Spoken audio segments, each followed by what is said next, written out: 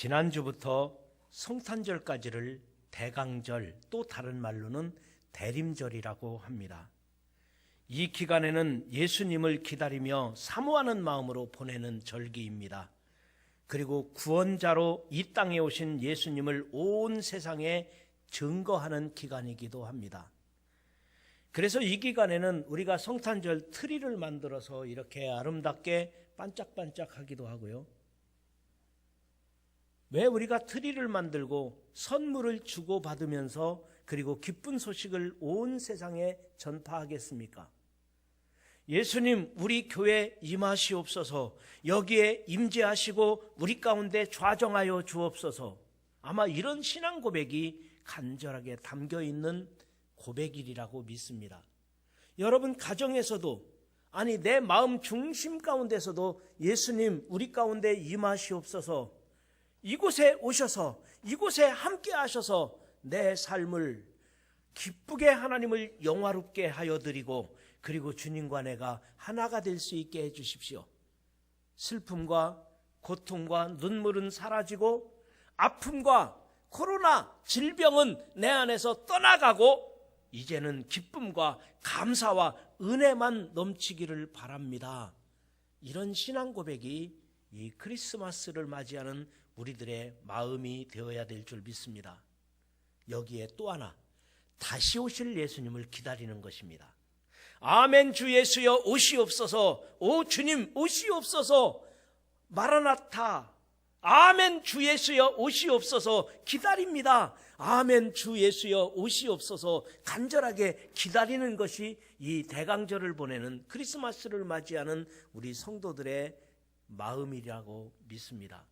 그러나 여러분, 우리가 기다리고 기다리는 예수님, 그분은 우리 마음속에 함께 오셨고, 그리고 처음 오셨던 예수님은 우리와 함께 하시지만 재림하시는 예수님이 이 땅에 오실 때는, 재림하시는 예수님이 이 땅에 오실 때는 심판주로 오신다는 사실을 꼭 기억하시기를 바랍니다. 처음에 오셨던 예수님은 사랑의 예수님이십니다. 그분은 마국간의 낮은 자로 오셨던 예수님이십니다. 그러나 다시 오실 예수님은 심판주로 산자와 죽은 자를 심판하러 오시리라.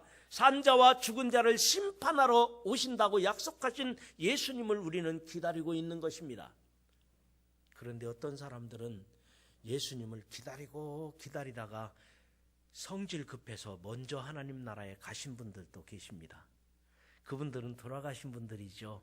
예수 믿고 하늘나라에 가셨기 때문에 그렇게 말해도 될 것은, 그분들이 하나님 나라 가셨으니 이 땅에서 사는 것도, 하나님 앞에 간 것도 어찌 보면 구원받은 자들은 모두가 다 주님 안에서 기쁨으로 하나님 앞에 가신 거예요. 그러나 여러분들은 마음이 느긋해서 끝까지 살아서 오늘 코로나 시대를 지내고 있는 겁니다. 이 코로나 시대를 요즘에는 이런 말 쓰더라고요. 코로나 블루 시대, 코로나 블루. 이 코로나 블루가 뭐냐면은 우울하다는 거예요. 코로나로 우울증에 걸리게 됐다는 거죠, 온 국민이. 또 코로나 레드란 말을 씁니다. 코로나 레드 시대, 코로나 레드. 이 말은 코로나 때문에 스트레스, 견딜 수 없는 스트레스에 빠져 있다는 거예요. 그러나 여러분, 이렇게 어려운 시대를 살면서도 우리는 그래도 성탄절이 있으니까 예수님 우리 가정에 임하시옵소서, 예수님 내 마음속에 함께 해주십시오, 예수님 우리 반석교회에 충만하게 임하셔서 우리 예배 가운데 좌정하셔서 우리 예배 가운데 임재하셔서 우리의 예배를 받으시고 우리의 영광을 받으시옵소서. 이게 성탄절을 보내는 우리들의 마음인 줄 믿습니다. 그런데 우리들이 팔팔 뛰고 성격이 급한 사람들이 대부분 많아요. 어찌 보면 예수님이 오신다고 약속하신 이 예수님의 재림은 2000년 동안이나 기다렸는데, 오늘날 현대를 살아가는 현대인들은, 특히 우리 한국 사람들은 얼마나 성격이 급한지. 어떤 사람이 대전역에 전화를 했대요. 대전에서 부산까지 가는데 얼마나 걸리느냐고 물어보려고. KTX 타고 대전에서 부산까지 몇 시간이나 걸려요? 얼마나 걸려요? 그러니까 이 영무원이 전화를 받다가 하던 일이 있잖아요. 그래서 잠깐만요 그랬대요. 잠깐만요 그러니까 예 잠깐 걸린다고요. 감사합니다. 그리고 전화 끊었다는 거 아니에요. 그만큼 한국 사람들은 성격이 급해요. 특히 충청도 사람들이 말이 느린 거지 성격은 급하거든요. 그러나 예수님께서 이 땅에 오신다고 한 것은 2000년이나 기다린 거예요. 그러면 2000년이나 기다렸는데 얼마나 더 기다려야 되느냐?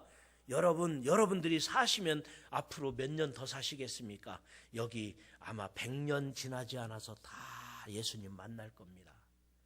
100년 되지 않아서 다 예수님 만날 거예요. 그렇다면 우리가 한 해 2020년 한 해가 이렇게 금방 지나가 버렸어요. 여러분 2020년을 생각해 보면은 저에게도 꿈이 있었고 하고 싶은 일이 많았습니다. 해야 될 일이 너무 많았던 2020년. 그런데 코로나 때문에 그냥 지나가 버렸어요. 하고 싶은 일도 못했어요. 해야 될 일도 못하고 지나갔어요. 저는 전도하고 싶었습니다. 저는 찬양 하나님께 영광을 돌리고 싶었습니다. 저는 말씀 가운데서 더 많은 말씀을 선포하고 싶었습니다. 그런데 저도 하지 못하고 그냥 세월을 2020년 그냥 지나가 버린 것 같아요. 그러면 2021년은 다시 다가옵니다. 크리스마스와 함께 다시 다가오는 새로운 해 2021년은 우리가 어떻게 맞이해야 될까요? 그래서 저는 오늘 본문 말씀을 보면서 참으로 아쉬운 마음을 달래면서 2021년은 새롭게 결심하며 맞이해야 되겠다. 내 은사대로 하나님께서 주신 각각의 은사대로 성실하게 섬기는 우리 반석교회 성도, 저와 여러분 우리 모두가 각각 은사대로 나에게 주신 은사를 더 성실하게 감당하고자 하는 결심, 그런 마음으로 크리스마스를 맞이하고 새로운 2021년을 맞이해야 되겠다. 이런 마음의 결심이 저에게 와 닿았던 것입니다. 여러분, 그래서 여러분도 각각 은사대로 2021년을 꿈꾸고 맞이하기를 주의 이름으로 축원합니다. 그렇다면 어떻게 우리가 봉사하고 섬길 수 있을까요? 오늘 본문 말씀을 중심으로 첫 번째로 주님께서 주신 은사가 각각 다름을 인정해야 됩니다. 은사는 각각이 달라요. 어떤 사람에게는 가르치는 은사가 있어요. 교사를 해야 됩니다. 어떤 사람에게는 복음 전하는 은사가 있습니다. 전도대원을 해야 됩니다. 어떤 사람은 하나님을 찬송하며 영광 돌리는데 기쁨이 있고 은사가 있는 거예요. 그분은 찬양대를 해야 됩니다.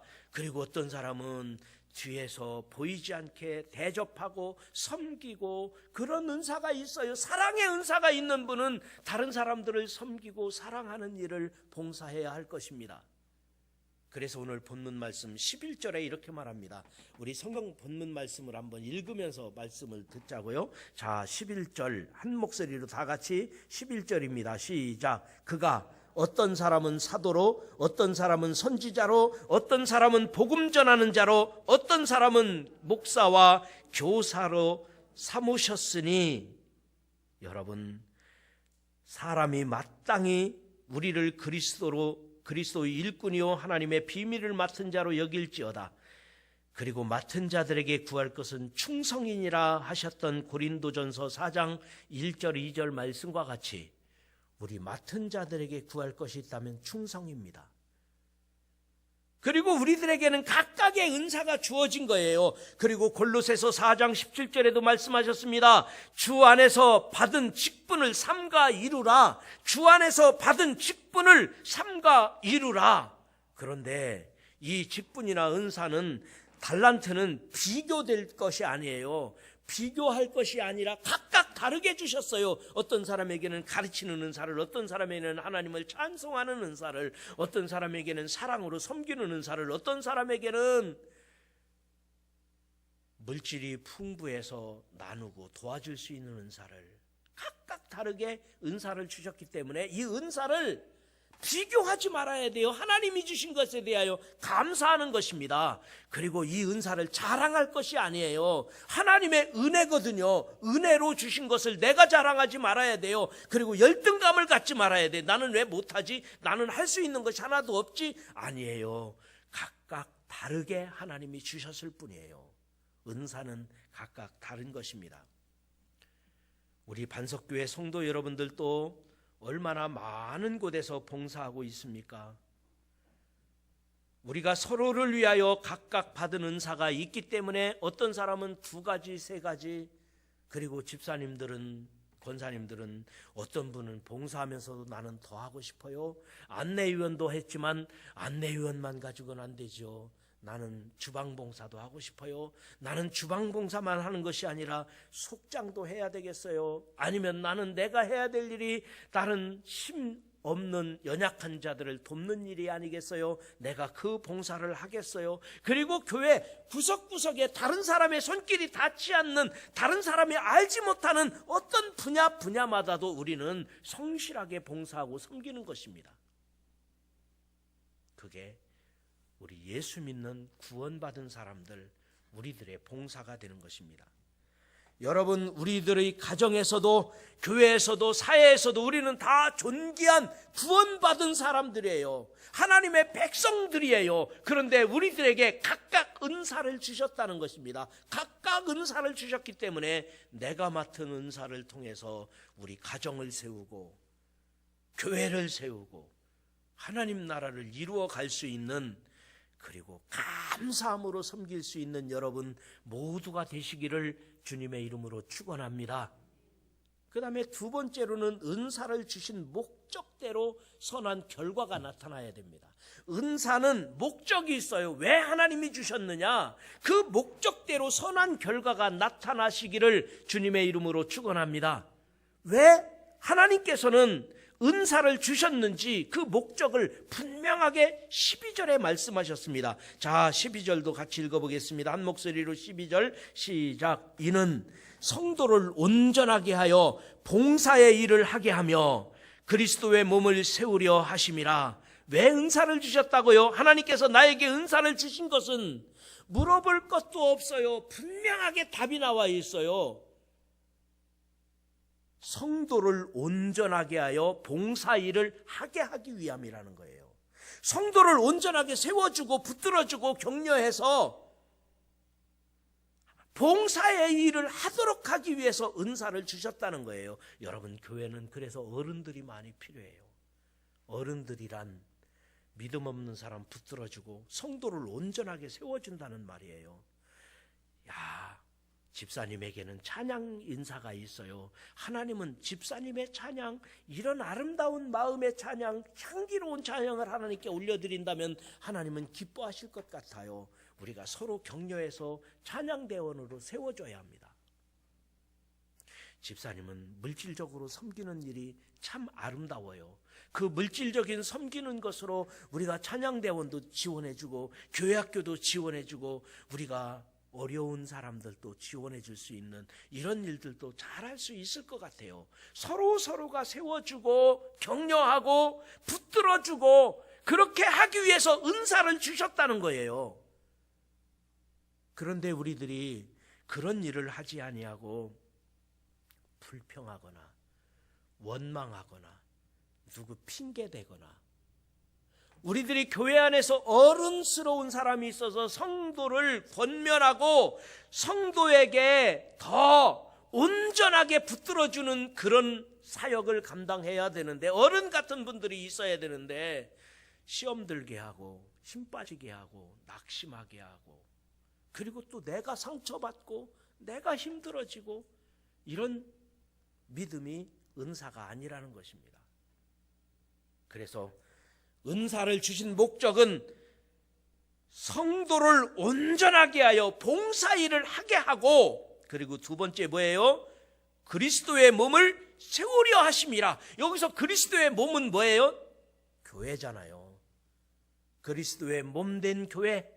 교회는 그리스도의 몸이에요. 그래서 교회를 세우려고 은사를 주셨다는 거예요. 교회를 온전하게 세우기 위해서 은사를 주셨다는 것입니다. 여러분, 아무리 은사가 있어도, 아무리 큰 능력이 있어도, 아무리 물질이 많아도 교회를 세워지지 않으면, 교회에 유익이 되지 않으면 다 소용없는 거예요. 내가 은사가, 방언의 은사가 있고 예언의 은사가 있고 병 고치는 은사가 있는데, 내가 병 고치는 은사로 병은 고칠 수 있으나 교회에 유익을 줄 수 없다면 그 은사가 소용이 없는 은사가 돼버려요. 내가 예언하는 능력이 있어요. 예언도 은사거든요. 그러면 이 예언하는 은사로 교회에 혼란을 준다면 그 은사가 성령의 은사가 아닐 수도 있어요.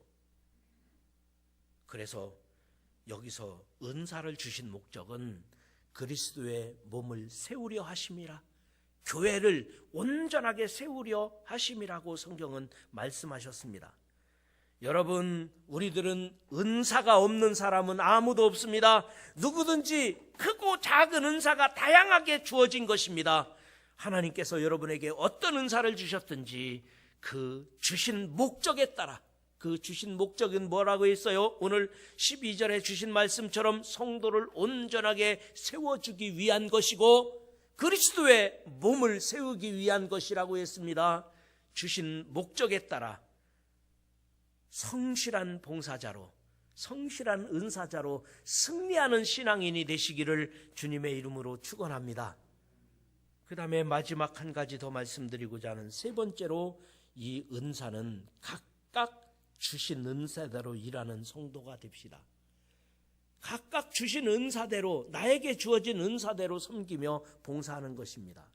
여러분, 나에게 주어진 은사가 있어요. 그런데 다른 사람이 없는 나에게 주어진 은사가 있는 거예요. 그러면 나에게 주신 은사를 내가 써야 돼요. 그래야 우리 가정이 온전히 서는 거죠. 교회가 온전하여지려면 내게 주신 은사를 써야 되는 거예요. 그래야 교회 공동체가 하나가 되는 거거든요. 가정 공동체가 하나 될 수 있는 거잖아요. 나의 역할을 내가 감당해야 되는 거예요. 교회 안에서도 내게 주신 은사를 내가 써야 교회가 하나가 될 수 있는 거예요. 이게 하나님이 주신 원리, 영적인 원리입니다. 은사는 서로 다릅니다. 다르지만 이 은사가 서로 하나가 될 때 이게 건강한 신앙 공동체가 되는 거예요. 은사를 주신 분이 한 분 하나님이십니다.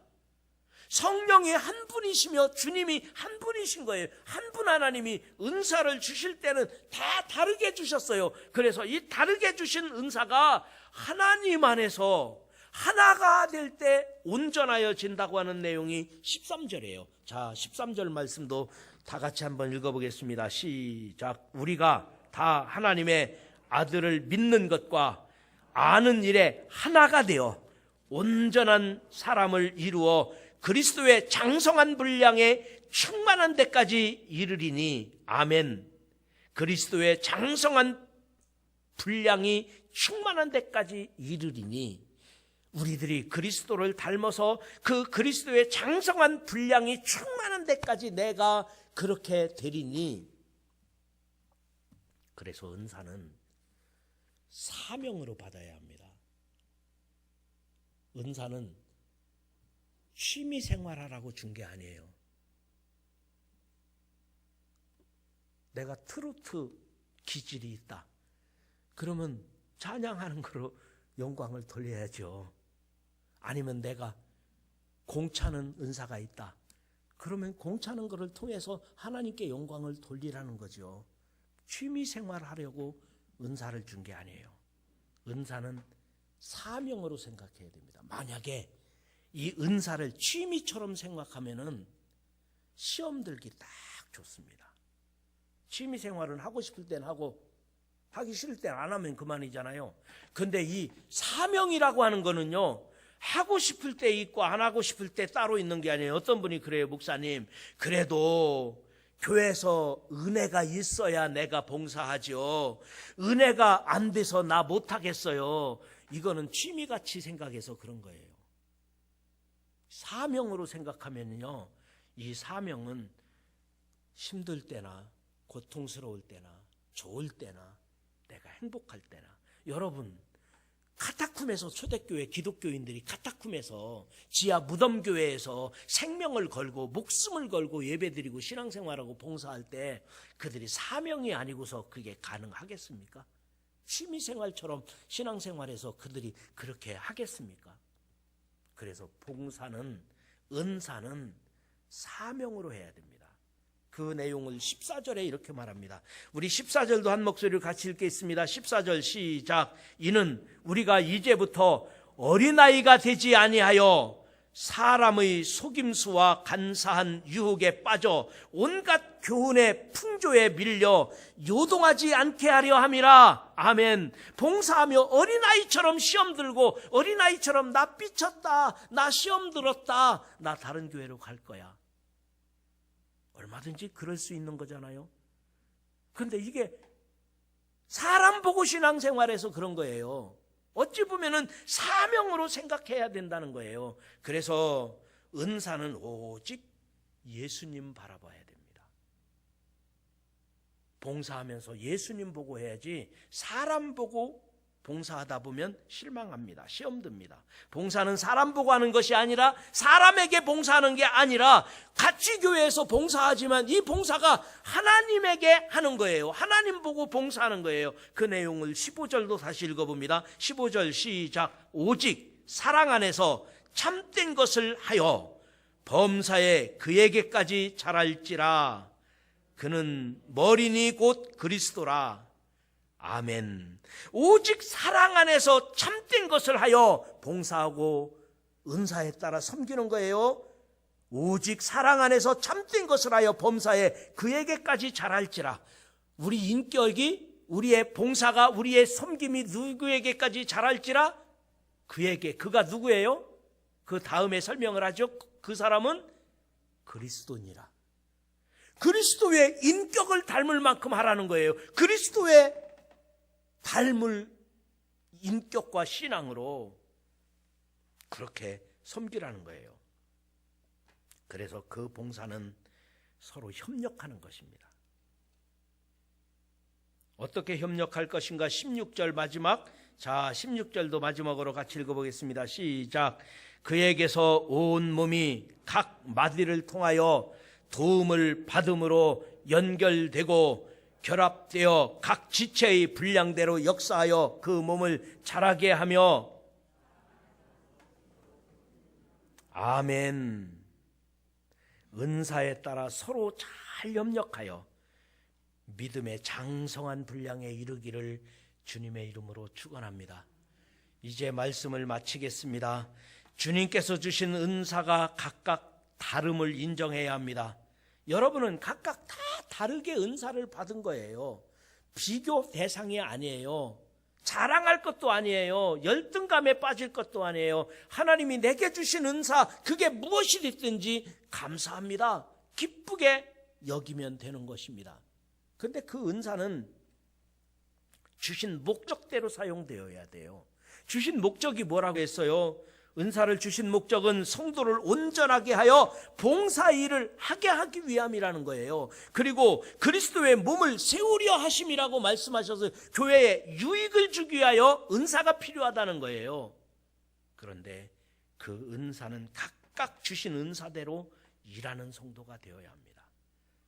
그러기 위해서는 은사는 사명으로 생각해야 됩니다. 하나님께 하는 일이라고 생각해야 됩니다. 그리고 서로 협력해서 해야 되는 일입니다. 여러분, 각각 은사대로 선한 청지기가 되시기를 주님의 이름으로 축원합니다.